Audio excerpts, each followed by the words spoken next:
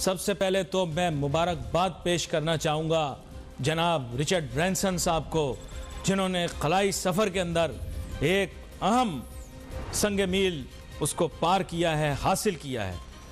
जनाब Richard Branson साहब वो बिजनेसमैन हैं जिन्होंने काफ़ी साल पहले अपनी बिजनेस वर्जन के नाम से शुरू की और फिर उनके जहन में, उनकी फ़िक्र में ये चीज़ आई कि खला का सफ़र भी मुमकिन है और उन्होंने वर्जन अटलांटिक के नाम से कंपनी बनाई। पाकिस्तानी अगर इसके बारे में सुनेंगे तो हंसेंगे, हा हा हा हा हा हा, इनको प्लाट चाहिए, प्लाट करते करते वो प्लाट सिकुड़ता हुआ 6 फुट का प्लाट बन जाता है और फिर बंदा मर जाता है, ख़त्म हो जाता है। लेकिन गोरे की सोच आप देखें, गोरा बहादुर, उसने कहा कि साहब मैं खला में जाऊंगा, खला का सफ़र करूंगा। आम लोग जैसे जहाज़ में चढ़ के दुबई जाते हैं, ऐसे लोग खला में भी जाएंगे। नाजरीन ज़हनी तौर पर तैयार हो जाएं, सिर्फ महज 50-60 साल के अंदर चांद पर वाकई में प्लाट मिल रहा होगा। जो आपके लिए मजाक और लतीफ़ा है वो हकीकत बन के रहेगा। आप लोग सोचते रहेंगे, कहानियाँ बनाते रहेंगे, सारी दुनिया एक साजिश है, सब कुछ एक साजिश है, हर हकीकत एक साजिश है, लेकिन वो रोज़ एक से एक संगे मील पार करते जा रहे हैं। आप ये देखिए खला में मौजूद रिचर्ड ब्रैंसन कैसे हवा में मुअल्लक हो चुके हैं। ये महवर से ज़रा सा नीचे यानी ज़ैली महवर के अंदर सब ऑर्बिटल, जिसे आप कह सकते हैं कि स्पेस जर्नी थी। इनके साथ और भी ऐसे लोग जो कि खलाई सफ़र करने के माहिर हैं वो भी शामिल थे। 2022 के अवाइल के अंदर वहाँ पर इजाज़त मिल चुकी है। अब आप हम टिकट ख़रीद कर खला का सफ़र कर सकते हैं। ये वो दौर है जब पाकिस्तान में ना पानी है, ना बिजली है, ना गैस है, हर जगह ड्रामेबाजी है, लंबे लंबी कहानियां हैं, चांद पे कमन बांधने के अशार पढ़ते रहते हैं, लेकिन काम टके का नहीं।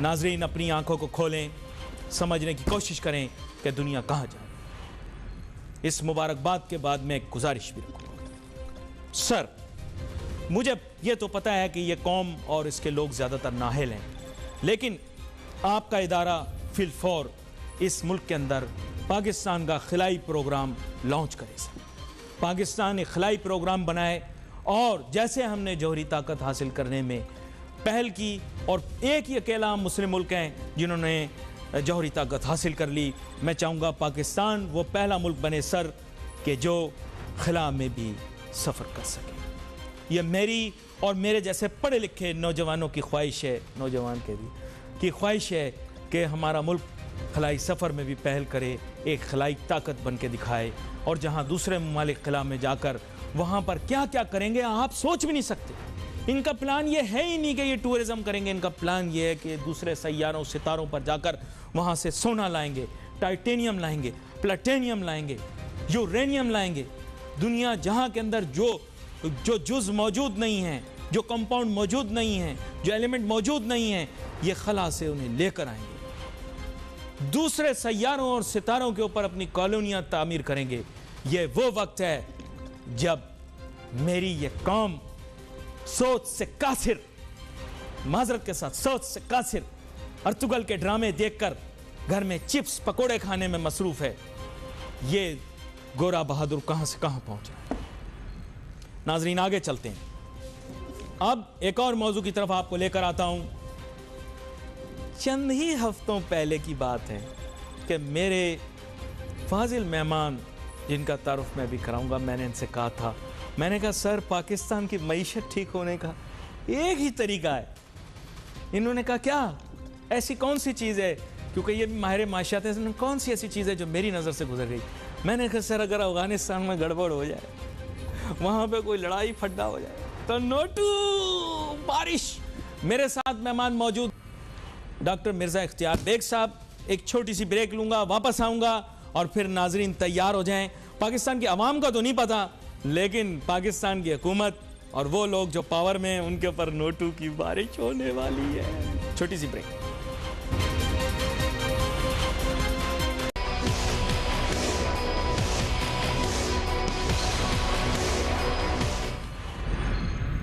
नाजरीन अफ़गानिस्तान में अब दोबारा से एक खाना जंगी का सा माहौल हो जाएगा और पाकिस्तान को मिलेगा नोटू। और वहाँ तो जो हो नहीं हो हमें उससे कोई परवाह नहीं।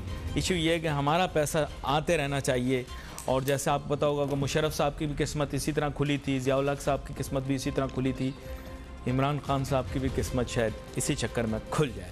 बेग साहब मेरे साथ मौजूद हैं, तारुफ इनका ब्रेक पे जाने से पहले करवा चुका हूँ। सर डायरेक्ट आता हूँ मौजू के ऊपर।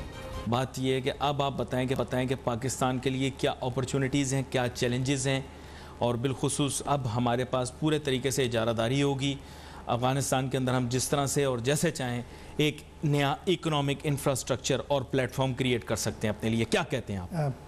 पहली चीज़ तो नासिर, आप ज़रा ज़रूरत से ज़्यादा ऑप्टिमिस्टिक हैं। अच्छा, लिहाजा मैं थोड़ा सा आप खुल के बात करें। हकीकी पॉइंट ऑफ व्यू ये बतलाऊं कि हमें चैलेंजेस ज़्यादा हैं अपॉर्चुनिटीज़ के मुकाबले में। एक गैर इस्तेकाम अफ़गानिस्तान, अनस्टेबल अफ़गानिस्तान, जहाँ पे अगर हुकूमत नेशनल नहीं बनती, जिसके चांसेस हैं, क्योंकि तालिबान ने 80% जो कहते हैं हमने डिस्ट्रिक्ट जो है उस पर कब्ज़ा कर लिया है और वो काबुल की तरफ जो है पेशरफ्त कर रहे हैं। वो काबुल पे कब्ज़ा करेंगे तो फिर वो अपनी हुकूमत बनाएंगे, फिर उन्हें ये अशरफ गनी अब्दुल्ला की ज़रूरत नहीं होगी। लिहाजा जब वो अपनी बनाएंगे तो उसमें वो नेशनल गवर्नमेंट आप उनको नहीं कह सकेंगे, क्योंकि वो कौमी सतह के ऊपर नहीं होगी। वो अपना ज़ोर से जो आके ताकत लेते हैं वो उसके ऊपर डिपेंड करेगी। अच्छा, बिल्कुल ये बात सही है कि जब इंसर्जेंसी बढ़ेगी, जब अफ़गानिस्तान में सिविल वार अगर अल्लाह ना करे इन चीज़ों की वजह से बढ़ जाती है, तो अफ़गानी पाकिस्तान की तरफ इन्फ्लो करेंगे जैसे पहले कर रहा था। आज भी जब मैं आपसे बात कर रहा हूँ 30 लाख अफ़गानी जो हैं वो हमारे पाकिस्तान में मुकीम है और हमने उनको इतने खान साहब तो कह रहे हैं उनको हम अपना सिटीजन बना लेंगे। खान साहब कह रहे हैं वो पाकिस्तानी शहरी बन जाएंगे। खान साहब ये कह रहे हैं। देखिए, यकीनन उन लोगों ने शादियाँ कर ली हैं और वो यहाँ सेटल हो गए हैं, लेकिन उसके बावजूद इतने कुर्बानियों के अफ़गानिस्तान ने कभी भी पाकिस्तान के रोल को इतना नहीं सराहा है। ये वो एहसान नहीं माना जा रहा है जो हमें मिलना चाहिए। लिहाजा पहली चीज़ तो मेरी ये है कि अगर अनस्टेबल अफ़गानिस्तान होता है तो तिजारत मजीद सफ़र होगी। आपको मैं इमदाद मिलेगी नहीं मिलेगी ये बताएं, नोटू मिलेगा? हम सर देखें घर दामाद हैं, घर पड़े रहे, बस पैसे मिलते रहे। हमें ये बताएं घर दामाद वाला एंजॉय मिलेगा कि हम पड़े हुए हैं बस खुद ब खुद अमेरिका पैसे दे रहा, लो मारो उनको।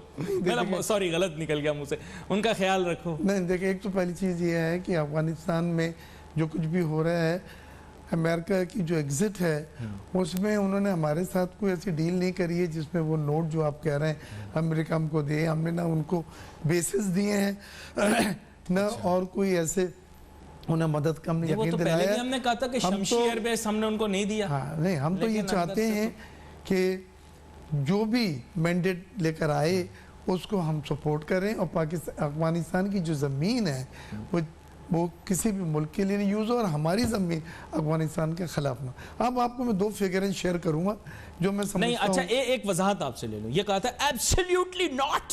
जी, ये एब्सोल्युटली नॉट जो है ये गलत लफ्ज़ है। डिप्लोमेटिक सर नॉर्म्स में ये यूज़ नहीं होता। मैं खुद डिप्लोमेट हूँ, यमन का कौंसल जनरल। हम इस बात को यूँ कह सकते थे कि जी इस सिलसिले में हमारा भी कोई ऐसा इरादा नहीं है। बहरहाल हम अपनी काबीना से और अपनी कैबिनेट से मशावरत करके इस सिलसिले में जवाब देंगे, लेकिन अभी हमारा कोई इरादा नहीं है। बिल्कुल दरवाजे नहीं बंद करने चाहिए। फिर अच्छा, इससे हटके एक बात कर रहा हूँ। वो मैंने एक बहुत पहले, पता नहीं आप अजीब सा समझेंगे, मैंने आज दवाई नहीं खाई हुई, वो मैंने सुना था एक पंजाबी गाना बचपन में, मैंने नोट वखा मेरा मूड बने। तो कहीं ऐसे तो नहीं कि वो मैं मतलब इससे हटके बात की है मैंने। आपने सुना वो ये गाना? मैं वैसे ही आपसे पूछ रहा हूँ। मैंने नहीं सुना। अच्छा, मैं फिर दोबारा अपनी उस फिगर की तरफ आऊँगा जो अफ़गानिस्तान पाकिस्तान की तिजारत। देखिए, अफ़गानिस्तान पाकिस्तान लैंड रूट और अफ़गान पाकिस्तान ट्रांजिट ट्रेड के एक एग्रीमेंट के तहत आपस में तिजारत कर रहे हैं और ये तिजारत की फिगर बड़ी इंटरेस्टिंग है जी। जो 2013 में बढ़ के $2 बिलियन हो गई थी, वो गुज़िश्ता साल $790 मिलियन हो गई थी और इस साल ये 9 महीनों में 746 मिलियन हो गई, यानी आधी से कम ट्रेड रह गई। क्यों हो गई है? पहली चीज़ ईरान से तमाम गुड्स आ रही है। ईरान का इन्फ्लो है। सीमेंट जो पाकिस्तान से जाती थी, जो हमारा मेन आइटम था, वो भी ईरान से आ रहा है। सरिया जो हमारा आयरन बार जाती थी, वो भी ईरान से जा रहा है। और ये जो मेजर इंपोर्ट्स हैं, ये जो मेजर इंपोर्ट है अफगानिस्तान की। उसके अलावा वो हमारे यहाँ से dairy product, chemical, electrical equipment, paper products वगैरह सब लेते हैं। अफगानिस्तान से जो एक्सपोर्ट है उसमें यानी ऑफिशियल फिगर बढ़ने की एक वजह, ये कम होने की एक वजह ये भी हो सकती है कि हो सकता है पाकिस्तान से वहाँ अफगानिस्तान स्मगलिंग बढ़ गई हो। लेकिन इसके बारे में मैं आपसे बात करूंगा, आपसे एक बात करूंगा, लेकिन आपको मेरी दूर अंदेशी को तस्लीम पड़ेगा कि बेग साहब, जब पूरे पाकिस्तान में किसी को यकीन नहीं था कि हमें नोटू मिलने वाले हैं अफगानिस्तान की वजह से, मैंने ये चंद दिन पहले ही आपको कहा था कि नोटू आ रहे हैं। ये आपको मेरी दूर अंदेशी माननी पड़ेगी। Let's take a short break.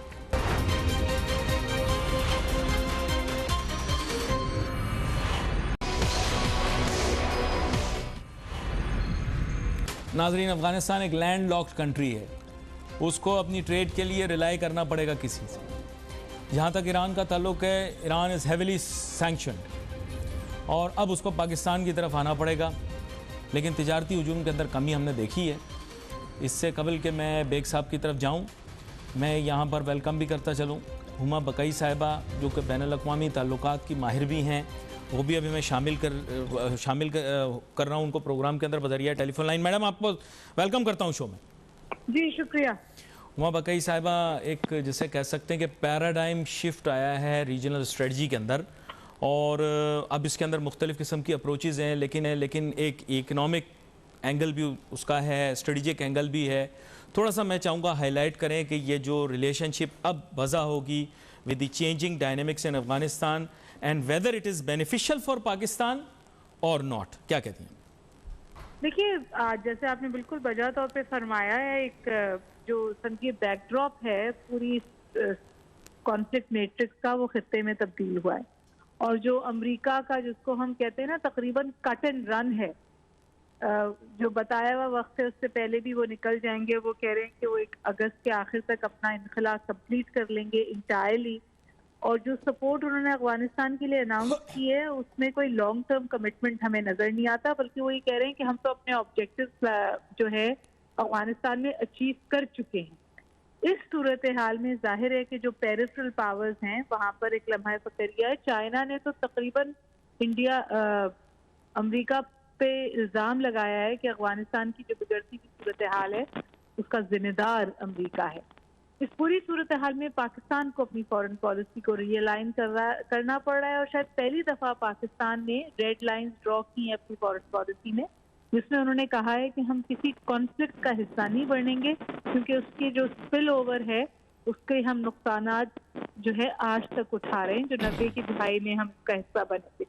तो पाकिस्तान ने बिल्कुल वाज़ेह तौर पे ये कहा है कि हम जो है किसी को अपना ज़मीन नहीं देंगे कॉन्फ्लिक्ट में इस्तेमाल करने के लिए, नंबर 1। नंबर 2 ये कि हम सिर्फ पीस इनिशिएटिव्स का हिस्सा बनेंगे। नंबर 3 ये कि वो अफगानिस्तान में किसी फैक्शन को सपोर्ट नहीं करते। हमने ये भी नहीं कहा कि हम तालिबान को सपोर्ट करते। और सबसे अहम बात ये कि हम अफगानिस्तान में अमन के गारंटर्स हैं, हम फैसिलिटेटर्स और सपोर्टर्स हैं। मेरे ख्याल है ये वो 4 चीज़ें हैं जो पाकिस्तान की आइंदा लाहे-ए-अमल को करती हैं और डिटर्मिन करती हैं। At the end of the day Pakistan भी यही कह रहा है, और यही बात सच है कि जो अंदरून अफगानिस्तान स्टेक होल्डर्स हैं इस पूरी सूरत हाल में, वो आपस में मिल बैठे और बात करें। उम्मीद ये की जा रही है कि जो तालिबान हैं वो इस वक्त बहुत पॉलिटिकली सैवी हैं, और वो सिर्फ ताकत के जोर पर हसूल इख्तिदार नहीं चाहते, वो हसूल इख्तिदार को लेजिटिमाइज करना चाहते हैं, उसका कोई कॉन्स्टिट्यूशनल बैकअप चाहते हैं। और ये बातें उनकी तरफ से वाज़ेह होकर सामने आई, चाहे वो मॉस्को में बातचीत थी, चाहे वो तेहरान में बातचीत।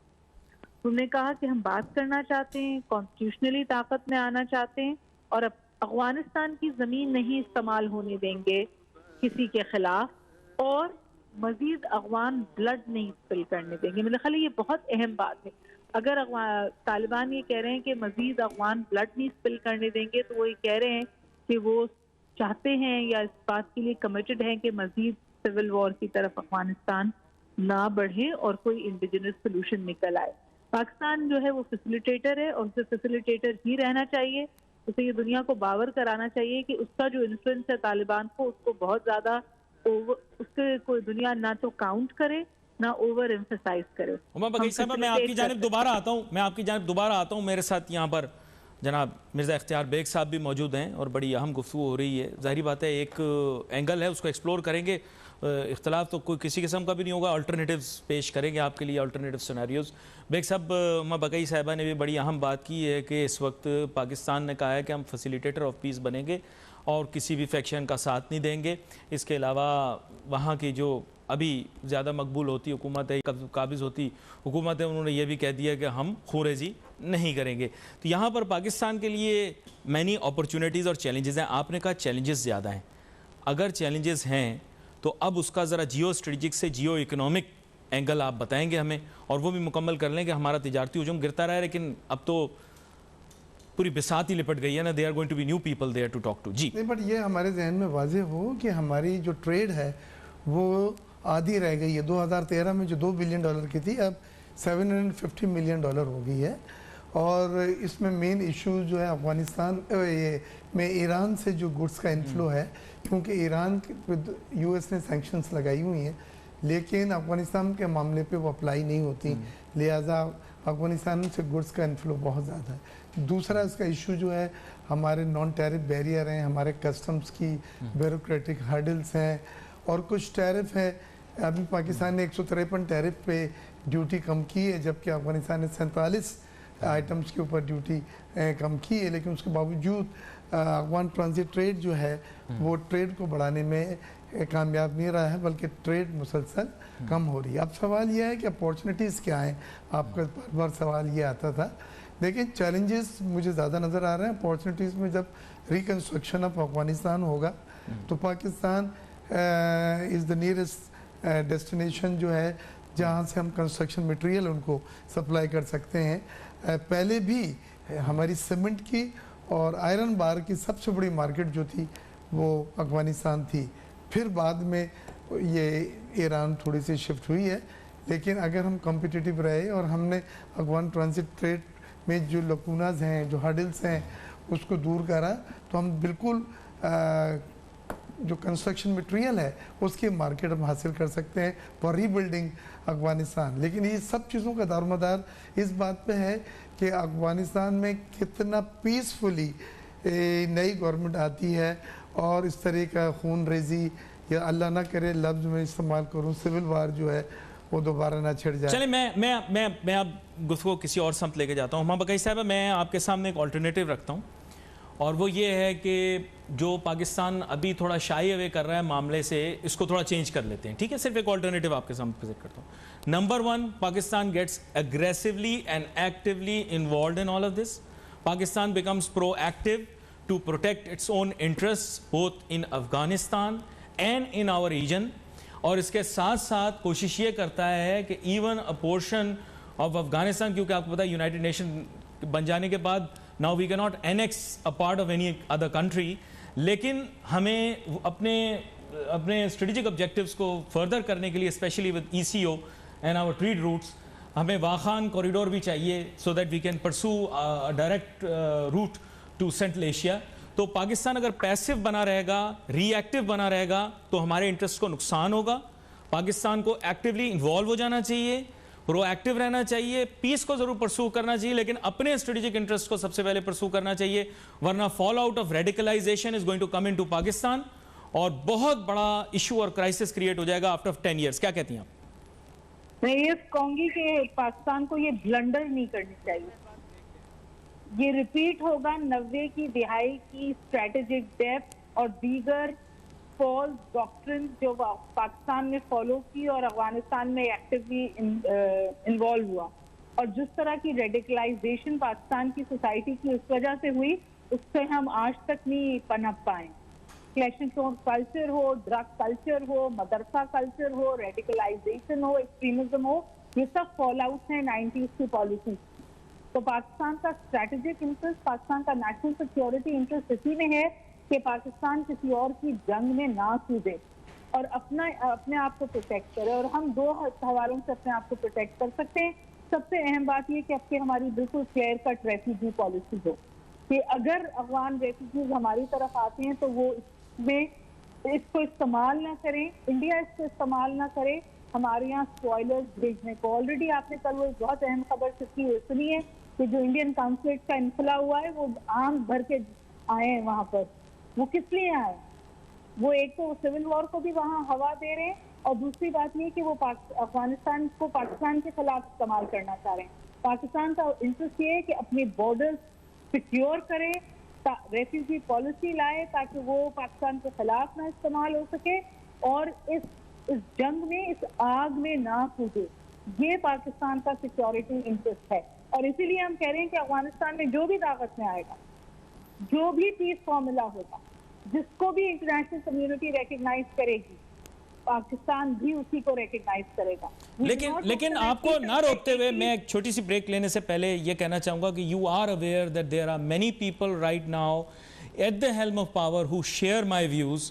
There may be others who disagree and agree with your point of view, and your point of view definitely has its pros and its cons as well. And there are many people who are in the upper echelons of worldly power who share my views right now. We will discuss all of this, discuss the alternatives. We have the guests with us. Let's take a short break.